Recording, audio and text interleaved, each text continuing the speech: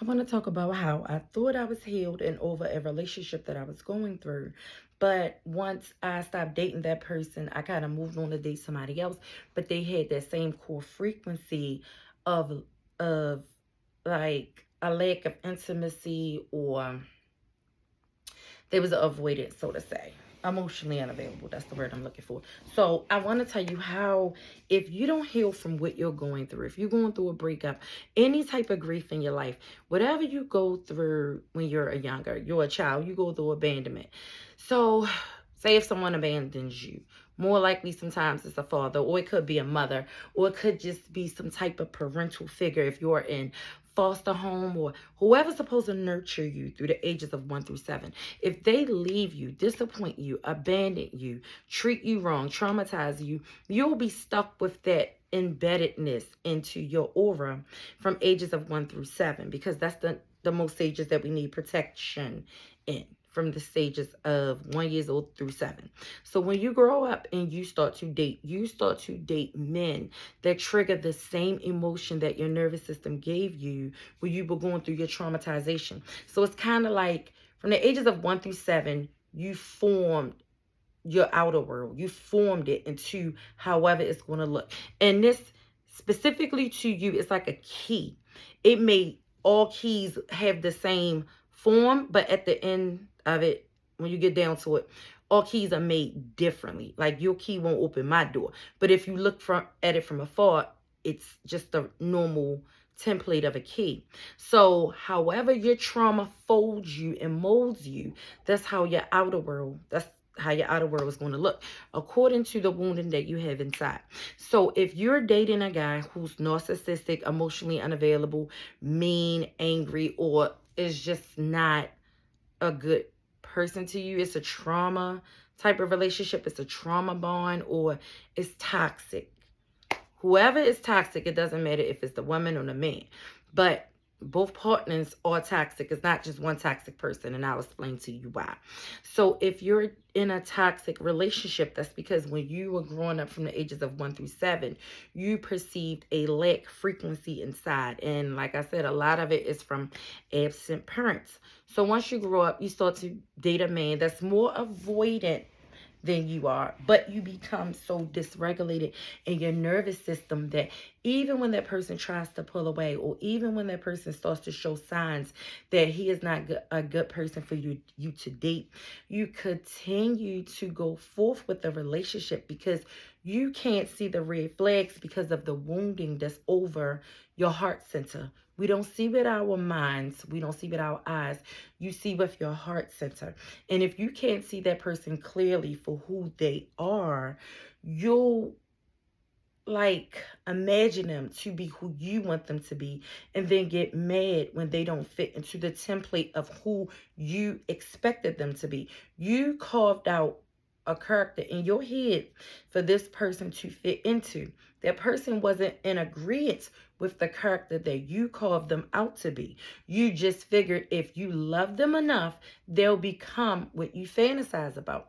Now, why I say that if it's toxic, it takes two people, because you can only attract from the core frequency that you carry. And if you carry a toxic frequency because of through the ages of 1 through 7, you went through trauma growing up, or you went through abandonment, you attracted the man with the same core frequency.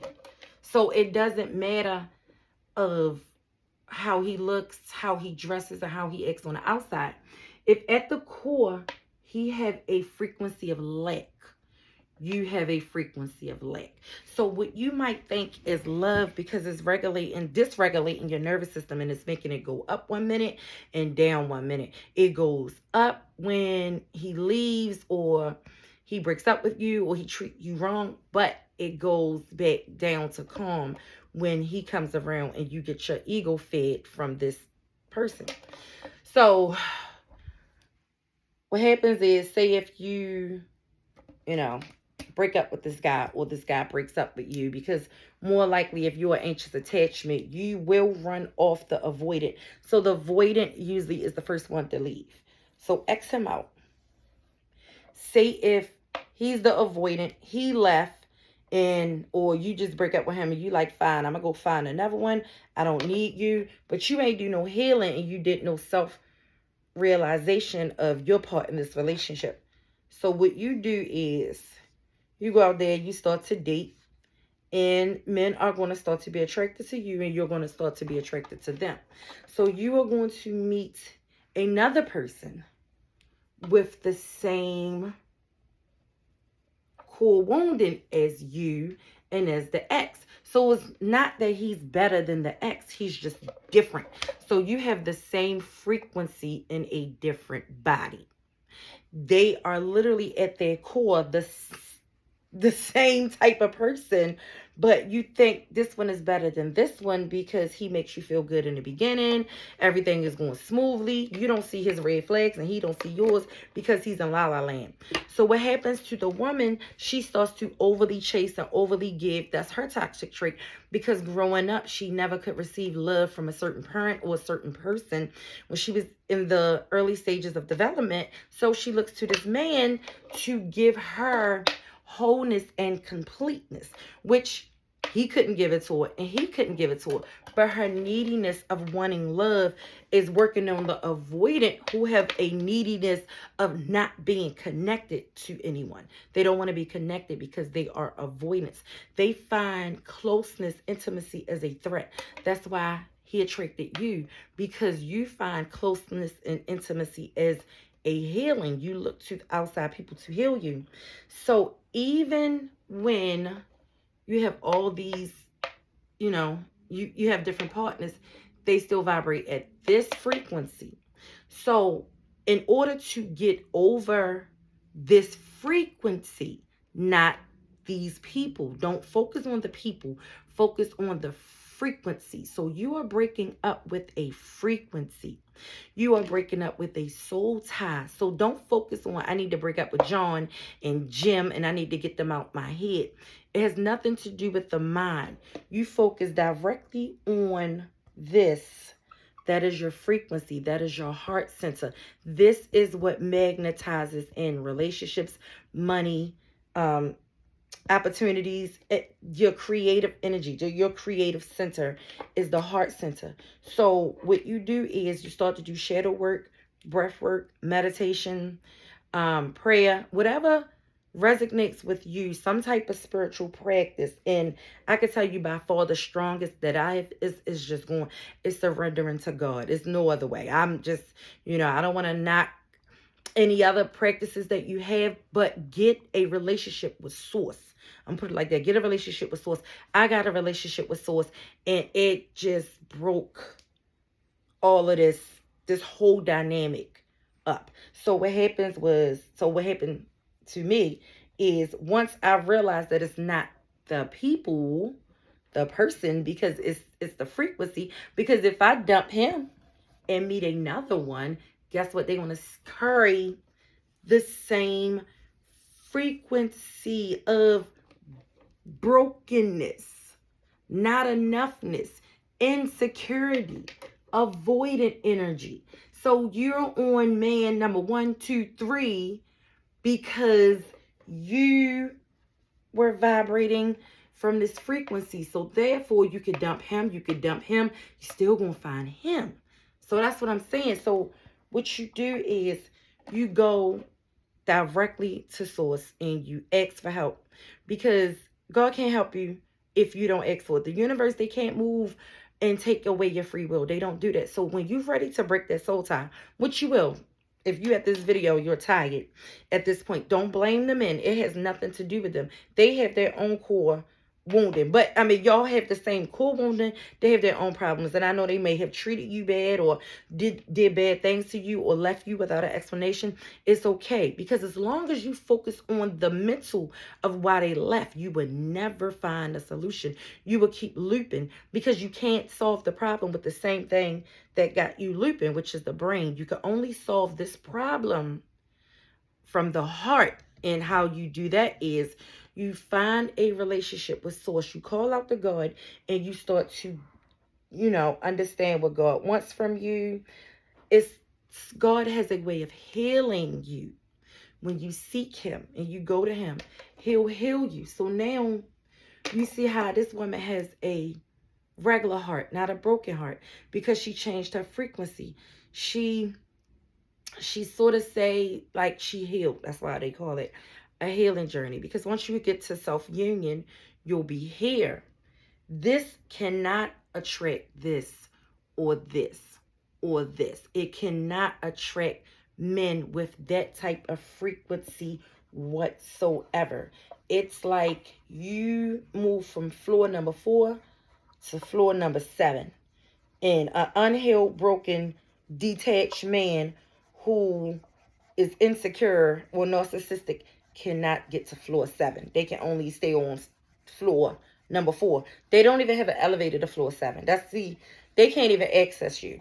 So don't worry about getting lied on, cheated on, beaten on, left, abandoned. When you start to heal, that is not your job. God is the only person whose job it is to make sure that you don't ever get hurt again, or you don't ever go through heartbreak again or disappointment, because you renewed the mind. So don't worry about what you want to magnify from the universe, because now you can only magnify from this point. This point is healing, whole completeness. This is inner union with yourself. And once you get to that stage, God will give you a type of peace that surpasses all understanding. But the good part is, once you get to this stage, now you're sending out a core frequency of, I am whole, I am healed, I am happy, I am complete, God loves me. So now you can only radiate the frequency of healing, a healed person.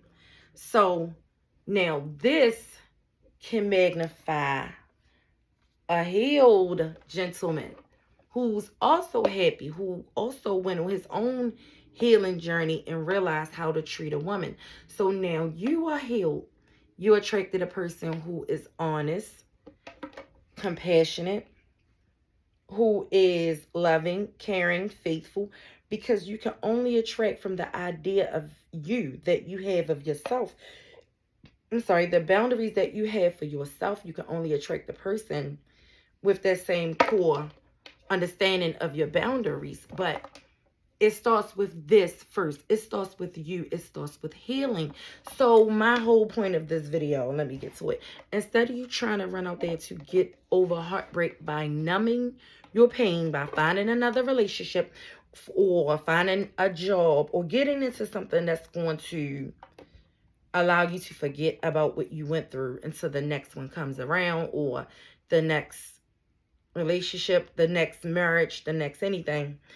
Stop and go within. Heal yourself. Start to ask, how can I heal this frequency? How can I get over this frequency? How can I allow this frequency to transmute into love?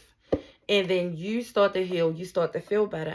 And then you not only attract people to you, it's like your aura will start to glow. You don't even have to say anything, say much, do much. It's like they'll start to pop up and show up wherever you are. It's like the universe will start to bring them to you, because now you're magnifying from a healed center instead of a broken center. So if you are on a healing journey, I salute you.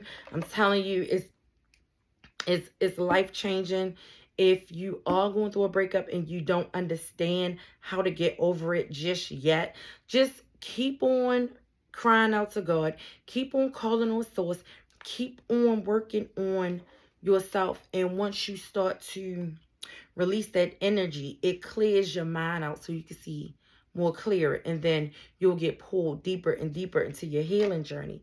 So again, if you're going through anything and you're just making so much progress in your journey, and you still are hurt, and you still are resentful, and you still cry, and you still feel sad, and you still feel that emptiness in your chest, it's okay, because it does go away. The closer you get to source, the closer you get to God, the closer you become one with the universe and the creator, you start to close up that gap of feeling uncomfortable. You start to close up that void and you become whole. And then your story no longer becomes about a person. You will actually give forgiveness to whoever hurt you or whoever did you wrong, because you got to realize they had their own wounding also. And that's the whole point of this video, is to let you know that the person that hurt you, just look at it as though they didn't do it deliberately. They only did what they knew how to do with the level of consciousness that they had. And that's not to say, try to get them back in their lives. That's just so you can forgive easy. Once you start to understand them and take them off the pedestal and look at them as just human beings instead of the end all be all, you'll be able to forgive. The minute you start to forgive, you loosen the soul tie. You loosen that grip that you have, that hold that you have on that person, where your energy is tied together. They won't let you go energetically, and you won't let them go. Y'all both are holding on to a toxic story. So once you start to call on God, he starts to heal you. He starts to give you peace that surpasses all understanding. And it is a real thing. I felt it. I've been there. And I don't even know how I got to earn that spot of God healing me so profoundly that I could sit here and talk about it and not even be angry anymore, not even be sad anymore. My old story does not matter. I just want to help someone else that's going through heartbreak. Focus on the fact that this heartbreak and pain been in you. So when you go deeper to the core of actually what is it that you can't get over this person, this situation, this type of toxic energy? What am I doing wrong? Always focus on you. And it's not that you're doing anything wrong. You just don't know. So when you're going through a spiritual awakening or a healing, that's like yelling at a 2-year-old of why you didn't make it to the bathroom instead of, wetting the bed. He's a 2-year-old. You have to look at yourself as a spiritual child, not a spiritual adult as of yet.